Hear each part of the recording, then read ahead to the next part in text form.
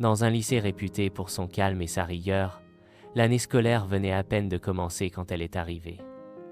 Léa, nouvelle élève, 17 ans, belle, brillante, confiante et mystérieuse.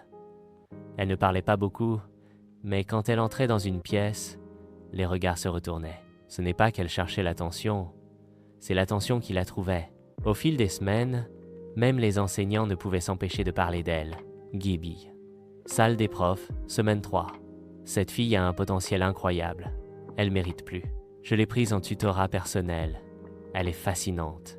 Moi, je pense qu'elle mérite une lettre pour l'université de Lyon. Fais gaffe, on dirait que tu t'emballes un peu. Tu crois que c'est interdit de soutenir une élève brillante? Mais ce n'était pas que du soutien pédagogique. Les messages commencèrent à arriver sur son téléphone. Des « Bonjour Léa, sœur » à 22. Des « Tu peux m'appeler si tu veux en parler, je suis dispo ». Des remarques sur sa tenue. Des gestes. Ambigus. Léa, elle observait. Elle souriait. Elle répondait peu. Mais elle comprenait tout. Un jour, un professeur lui offre un livre. Rare, ancien. Le lendemain, un autre lui promet un 18. Si elle joue le jeu. Un autre l'invite à déjeuner pour parler avenir. Un autre efface une absence injustifiée. Certains se jalousaient. Les tensions montaient. Pourquoi elle passe tant de temps dans ton bureau? Je pense que tu franchis une ligne. Moi je crois qu'elle se sert de nous tous. Et Léa, toujours silencieuse, continuait son chemin. Mais tout finit par exploser. Une lettre anonyme est envoyée à la direction. Puis une plainte. Puis une deuxième. La rumeur devient affaire.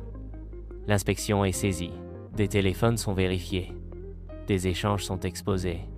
Des images, des captures, des témoignages.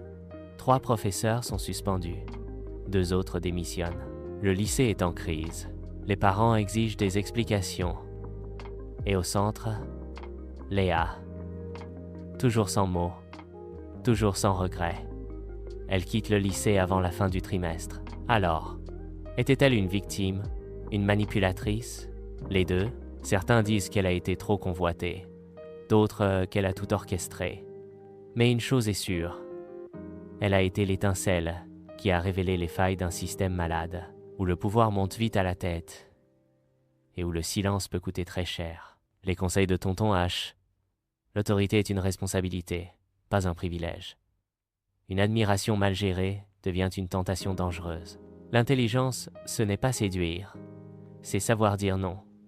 Professeur ou élève, chacun a un rôle. Ne jamais les confondre.